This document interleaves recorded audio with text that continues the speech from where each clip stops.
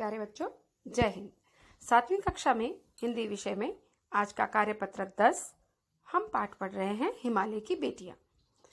इस पाठ के 2 गद्यांश हम पहले भी पढ़ चुके हैं। काका कालेलकर ने इसमें नदियों को लोक माता कहा है, यानी सारी दुनिया की माता। नदियों को हम माँ कहकर भी पुकारते हैं। जैसे माँ अपने बच्चों का पालन पोषण करती है, उसी तरह से नदियों का जल पूरे जगत की प्यास बुझाता है, उनके गले को जल से सिंचित रखता है, उनको जीवन प्रदान करता है। इसलिए काका कालेलकर ने नदियों को लोक माता भी कहा है। इस गद्यांश में हम पढ़ेंगे कि उन्होंने माता, बहन, प्रेयसी के रूप में भी इसे देखा है।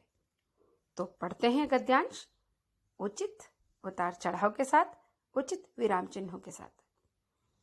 काका कालेलकर ने नदियों को लोक माता कहा है, किंतु माता बनने से पहले यदि हम इन्हें बेटियों के रूप में देख लें तो क्या हर्ज है। और थोड़ा आगे चलिए, इन्हीं में अगर हम प्रेयसी की भावना करें तो कैसा रहे। ममता का एक और भी धागा है जिसे हम इनके साथ जोड़ सकते हैं, बहन। बहन का स्थान कितने कवियों ने इन नदियों को दिया है। एक दिन मेरी भी ऐसी भावना हुई थी। थोलिंग, जो कि तिब्बत में है, वहां की बात है। मन उचट गया था, तबीयत ढीली थी। सतलज नदी के किनारे जाकर बैठ गया। दोपहर का समय था। पैर लटका दिए पानी में। थोड़ी ही देर में उस प्रगतिशील जल ने असर डाला। तन और मन ताजा हो गए।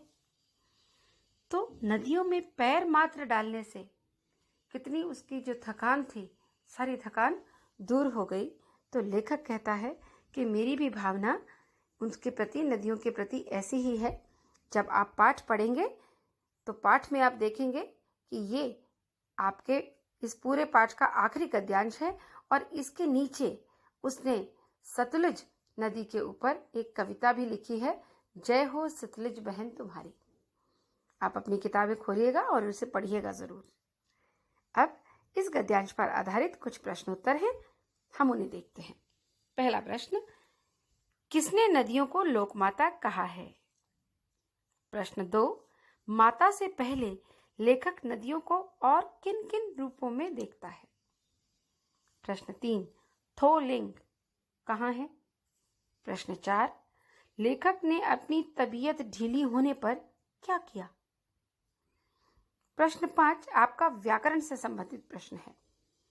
नदी को यदि हम उल्टा लिखें तो शब्द बनता है दीन, जिसका अर्थ होता है गरीब। यानी नदी शब्द को यदि हम उल्टा लिखें तो उसका भी एक अर्थ होता है। तो आप भी 5 ऐसे शब्द लिखिए जिसे उल्टा लिखें कोई सार्थक शब्द बन जाए। शब्द की परिभाषा ही ये होती है कि अक्षरों का सार्थक मेल, अक्षर आपस में मिले लेकिन उससे कोई अर्थ भी बने। तो नदी को उल्टा लिखने से दीन होता है, उसका अर्थ गरीब होता है। ऐसे आप एक शब्द लिखिए, 5 शब्द लिखिए। एक शब्द का उदाहरण मैं आपको देती हूँ, खीरा। यदि आप लोग जानते हो खीरा खाने की वस्तु होती है, लेकिन ऐसी ही एक वस्तु दूसरी बनेगी यदि आप इसे उल्टा कर देंगे, राखी।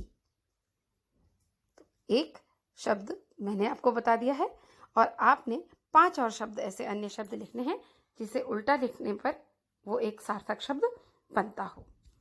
यदि इस गतिविधि से संबंधित कुछ और प्रश्न आपको मुझसे पूछने हो तो आप व्हाट्सएप ग्रुप पर पूछ सकते हैं। जल्दी से ये वर्कशीट कंप्लीट करके व्हाट्सएप ग्रुप पर भेज दीजिएगा। धन्यवाद।